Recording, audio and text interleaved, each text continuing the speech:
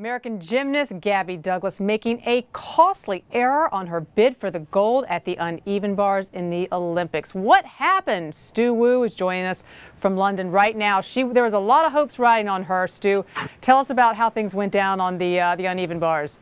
Well, after she won the team gold and the individual all-around this week, we wanted to see, okay, how many medals can Gabby actually win? She had two more chances. One came today on the uneven bars, and she made a big mistake on the routine. She couldn't do a handstand perfectly, and she finished last out of the 8 competitors today. It's important to note, Wendy, that she wasn't actually a favorite going into today. She was only 6th in qualifiers on this routine. Interesting point you make. She wasn't a favorite, and yet she seems to have been made a favorite by all of us out there, both in the media and people in the Twitter and blogosphere, really rooting for her. She's become something of a celebrity in the last few days. Do you think that any of that pressure took a toll, Stu? I mean, she's very young. She's had to address even complaints about her hair on Twitter. What do you think?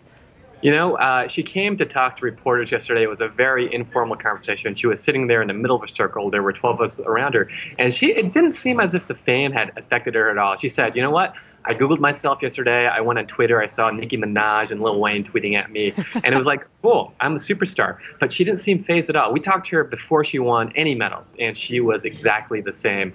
So, I think she just messed up today. Yeah. But those who were cheering for her, they're going to have another chance tomorrow when she performs on the individual beam final.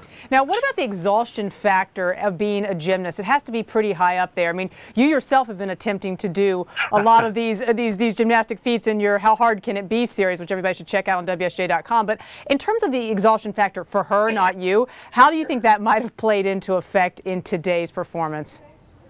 She said it herself. She said, I tried to fight through it as much as I could. Towards the end of the Olympics, you just get mentally and physically tired. You have to remember that she competed, she's going to compete 5 times in this Olympics. She had the qualifiers, she had the team finals, she had the individual all-around, and then these 2 individual events. A lot of the guys come here, they have to do qualifiers, and then maybe they'll qualify for a single individual event. So she's doing, double the work that another gymnast here might be doing. She has another shot at medaling coming up, I think, tomorrow, Tuesday. And what is that for? Is that the balance beam? That's correct. She's going to be in the balance beam, and I think a lot of newspapers put that iconic shot of her leaping above the beam with her legs totally straight. So that should be fun. She should do better tomorrow than she did today. Now, one of the other things, Stu, that seems to have gotten Gabby a lot of attention is she works without a metaphorical human net underneath her, right? I mean, some people's coaches stand under there, try to protect them from falling on these uneven bars. Not Gabby. What is the psychological thought behind that with her coach and her? When you watch the uneven bars, you can usually tell when a gymnast is going to make a big leap into the air because their coach scampers under them to try to catch them in case they fall. None of the Americans, including Gabby, has one. And I was talking to her coach about that, and he said, she's mastered it. And I don't want to stand too close to her because that'll just make her paranoid. It'll make her think twice. Another gymnastics coach said, sometimes if they have a spotter, they're going to make 50-50 decisions because they know, hey, if I mess up, someone's going to catch me anyway. So it seems to sharpen their concentration a little bit more. Right, and some people, I think they've even gotten hurt falling even when they did have someone spotting them. Is that right? That's right. Nastia Liukin, who won gold in 2008 in the all-round, fell at the Olympic trials in June or July, and her dad was right there, and it looked like she was going to catch the bar in the last minute. She didn't grab it, and even though her dad was there, she fell on her face. So it can still be pretty painful, even though you have someone there theoretically spotting you.